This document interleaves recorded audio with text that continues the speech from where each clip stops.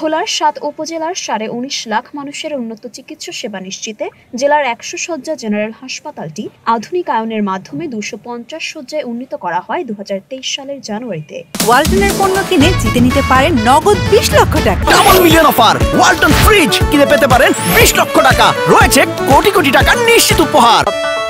কিন্তু গত ২ বছরেও হাসপাতালটির শূন্য পদে প্রয়োজনীয় চিকিৎসক ও নার্স নিয়োগ না হওয়ায় যথাযথ চিকিৎসা সেবা থেকে বঞ্চিত হচ্ছেন এ জেলার মানুষ। ২০১৩ সালে ৪৪ কোটি ৮০ লাখ টাকা ব্যয়ে ২৫০ শয্যার ভোলা সদর জেনারেল হাসপাতালে আধুনিক সুযোগ সুবিধা সহ ৭ তলা বিশিষ্ট ভবনটির নির্মাণ কাজ শেষ হয় ২০১৯ সালের জুলাই মাসে।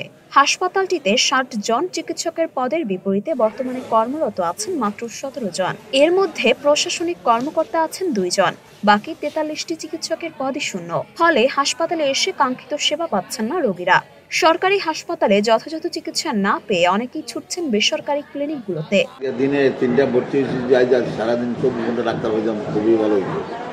আমাদের শেষ ভরসা হচ্ছে ভোলা হাসপাতাল, সদর হাসপাতাল।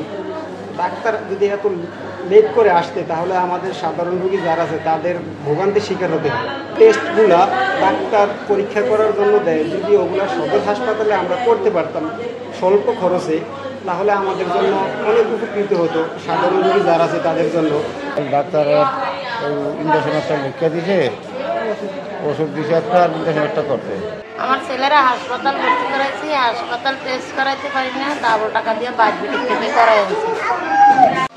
কালকে ৩টা বাজে ভর্তি হয়েছি রোগী, তখন ইমার্জেন্সি ডাক্তার পাইছি, ইমার্জেন্সি প্রচুর প্রয়োজন ডাক্তার আরো বেশি।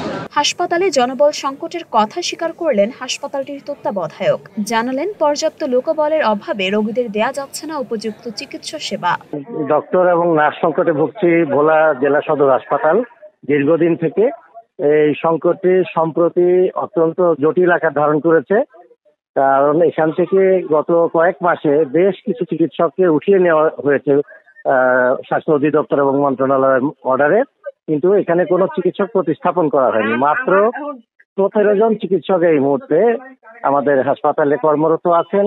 এই ১৭ জনের মধ্যে আবার ২ জন আমরা প্রশাসনিক পদে কাজ করি। মাত্র ১৫ জন চিকিৎসক আর অন্যান্য সেবা দিয়ে রোগীদের সেবা দিয়ে যেতে পারছে। আর নার্সের সংখ্যা একই অবস্থা, ৯০ জনের জায়গায় ৫৪ জন আছে। সেখানেও অনেকেই আছে স্টাডি লিভে আছে, প্রেগনেন্সি লিভে আছে, যার ফলে কার্যকর নার্সের সংখ্যা ৪৫ জনের মতো। নার্স সংকট যদি কোনোভাবে কাটানো যায় তাহলে হয়তো আমাদের একটু সুবিধা হইতো, আমরা একটু রোগীর সেবাটা আরো ভালোভাবে দিতে পারতাম। আমরা অনেক আসলে দুর্বিষহ আমাদের সবকিছু মেনটেন করা, এখানে অনেক রোগী থাকে। বারবার কর্তৃপক্ষের কাছে নার্স সংকটের জন্য আবেদন দিয়েছি, কিন্তু কোনোভাবেই সংকট নিরসন করার কোনো ব্যবস্থা দেখতেছি না। এখন যেভাবে আমরা অনেক কষ্ট করে দিচ্ছি, হয়তো লোক থাকলে আমাদের এত কষ্ট হইতো না, আমরা আরেকটু ভালোভাবে সেবা দিতে পারতাম। জনবল সংকটের কারণে দুপুর ১টার পর আর কোনো পরীক্ষা করানো যায় না এই হাসপাতালে। তাই বাধ্য হয়েই ২ থেকে ৩ গুণ বেশি টাকা খরচ করে বেসরকারি ক্লিনিকে গিয়ে পরীক্ষা নিরীক্ষা করতে হয়।